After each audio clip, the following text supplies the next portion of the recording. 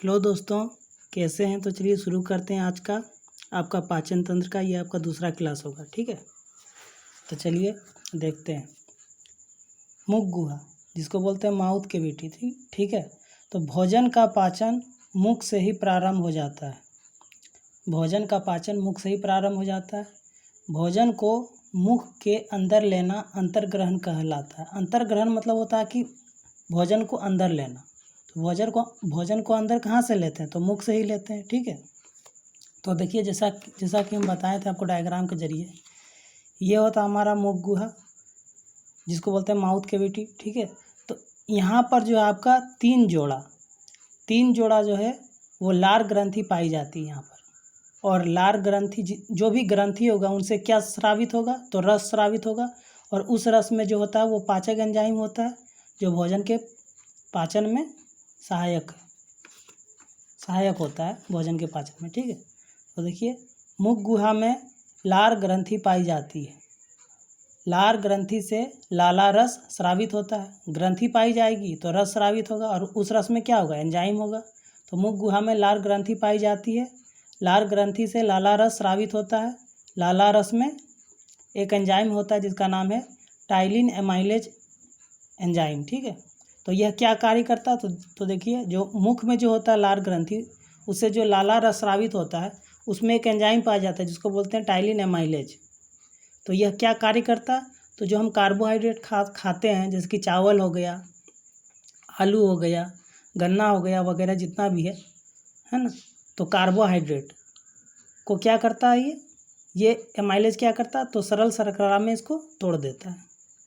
मतलब जो हमारा भोजन होता है जटिल अणु में, उसको सरल अणु में ये क्या करता है, परिवर्तित करता है।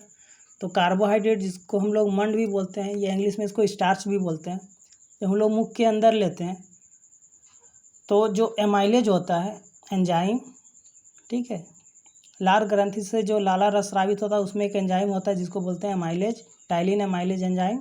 यह क्या कार्य करता है, तो कार्बोहाइड्रेट को सरल शर्करा में तोड़ देता है। ठीक है, अब देखिए इसके बाद होता है हमारा ग्रास नली, जिसको हम लोग बोलते हैं ईसोफेगस भी बोलते हैं। क्या बोलते हैं, ईसोफेगस। ठीक है, तो ग्रास नली में जो होता है वो भोजन का पाचन नहीं होता, जैसा कि डायग्राम के जरिए देखिए ये होता है हमारा ग्रास नली, जिसको ग्रसिका भी बोलते हैं और इंग्लिश में बोलते हैं इसको ईसोफेगस। इसमें देखिए भोजन का पाचन नहीं होता, क्योंकि इसमें ना ही कोई ग्रंथि पाई जाती है, ना ही इनसे कोई रस स्रावित होता है। ठीक है, तो भोजन हम लोग मुख गुहा के जरिए जब हम लोग ग्रास नली में जब भोजन जाती है तो यह सिर्फ क्या होता है, संकुचित होता है। मतलब ऐसे संकुचित होगा। मतलब जहाँ जहाँ हमारा भोजन गुजरेगा यहाँ से, वहाँ यह देखिए थोड़ा सा फूल जाएगा इस तरह का। मतलब यह भोजन को आगे की ओर धकेलता है, और यह लगभग यहाँ से यहाँ तक लगभग इसकी जो लंबाई होती है वो 25 सेंटीमीटर होती है। ठीक है, तो देखिए ग्रास नली लगभग 25 सेंटीमीटर एक सीधी नलिका होती है। इसमें भोजन का पाचन नहीं होता है। इसके माध्यम से भोजन सिर्फ संकुचित, यानी कि धीरे धीरे आगे की ओर गति होता है। इसके माध्यम से भोजन सिर्फ संकुचित यानी कि धीरे धीरे आगे की ओर गति होता है। अब हम लोग बात करते हैं अमाशय, जिसको स्टोमक भी बोलते हैं। ठीक है, जिसको पेट भी बोला जाता है। ये देखिए ये हमारा होता है अमाशय। तो अमाशय की जो भित्ति होती है, यहाँ पर देखिए अमाशय की जो भित्ति है, ये मतलब इसकी जो दीवार है, अमाशय की जो भित्ति होती है वह जठर ग्रंथि की बनी होती है। किस चीज़ की बनी होती है, जठर ग्रंथि से। तो जहाँ जहाँ ग्रंथि होगा वहाँ वहाँ रस स्रावित होगा। ठीक है, तो जठर ग्रंथि की बनी होती है, तो इसमें जठर रस पाया जाता है। क्या पाया जाता है, जठर रस पाया जाता है। और जठर रस से दो चीज़ का स्राव होता है। एक आपका होता है HCl, जो HCl होता है जिसको हम लोग हाइड्रोक्लोरिक अम्ल भी बोलते हैं, और एक होता है रस है। जठर ग्रंथि से जठर रस स्रावित होगा तो इसमें एक एंजाइम भी होगा। तो इसमें एक एंजाइम पाया जाता है, उसका नाम है पेप्सिन। ठीक है, तो जठर रस से दो चीज़ का स्राव होता है। पहला आपका हो गया HCl और दूसरा आपका हो गया पेप्सिन। ठीक है, देखिए जो अमाशय होता है उसकी जो भित्ति होती है वो जठर ग्रंथि की बनी होती है, और जठर ग्रंथि की बनी होती है तो इनसे जठर रस स्राव होगा। ठीक है, और जठर रस में दो चीज़ पाया जाता है। पहला आपका हो गया HCl और दूसरा हो गया पेप्सिन एंजाइम। तो HCl का क्या कार्य है? तो HCl का कार्य है, सबसे पहले ये आपका जो भोजन ग्रास नली के जरिए जो अमाशय में आया, आपका भोजन को अम्लीय माध्यम प्रदान करेगा, क्योंकि HCl क्या है? एक अम्ल है, एक प्रबल अम्ल है। HCl क्या है आपका? एक प्रबल अम्ल है, जिसका pH मान कितना होता है? 0 होता है। मतलब बोल सकते हैं आप 1 भी बोल सकते हैं। HCl का जो pH मान होता है वो 1 होता है, ठीक है, या 0 होता है। तो यह एक, तो आपके जो भोजन होता है यहाँ से जो आया ग्रास नली से, वो जो है वह अम्लीय माध्यम प्रदान करेगा पहला, और भोजन के साथ जो भी जीवाणु आते हैं, जिसको बैक्टीरिया बोलते हैं, वो उनको नष्ट कर देता, मतलब मार देता है। HCl क्या करता है? भोजन के साथ आए जीवाणुओं को, यानी कि बैक्टीरिया को मार देता है, और साथ ही साथ जो आपका पेप्सिन एंजाइम होता है, जो जठर रस से स्रावित होता है पेप्सिन एंजाइम, वो आपका निष्क्रिय अवस्था में होता है। किस अवस्था में होता है? निष्क्रिय। वह HCl क्या कार्य करता है? तो आपका जो पेप्सिन एंजाइम है उसको सक्रिय बनाता है, ठीक है, यही कार्य है। और अमाशय में जो भोजन है लगभग 3 से 4 घंटा तक रहता है। 3 से 4 घंटा तक आपका भोजन अमाशय में ही रहता है।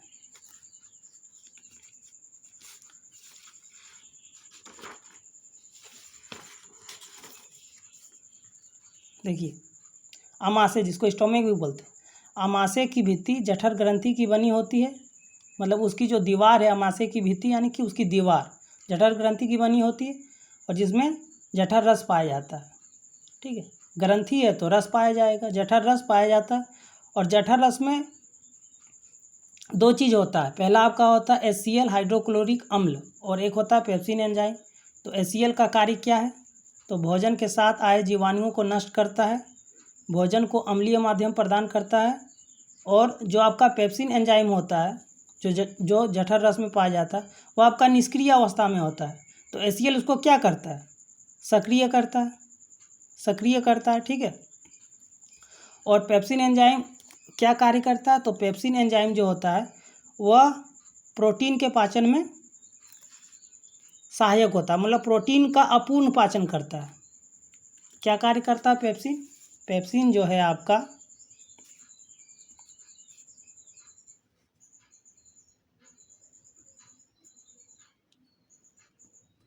पेप्सिन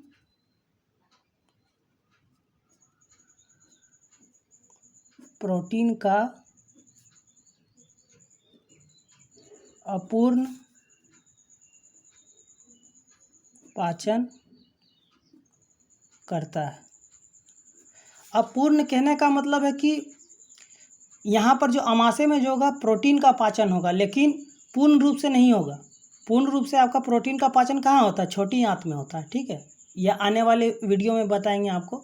लेकिन पेप्सिन क्या कार्य करता है? तो प्रोटीन का पाचन में सहायता करता है, मतलब प्रोटीन के पाचन में सहायता करता है, प्रोटीन का पूर्ण पाचन करता है, ठीक है। तो आशा करते हैं यहाँ तक आप वीडियो समझ पाए होंगे। आज के लिए इतना ही रखते हैं, धन्यवाद।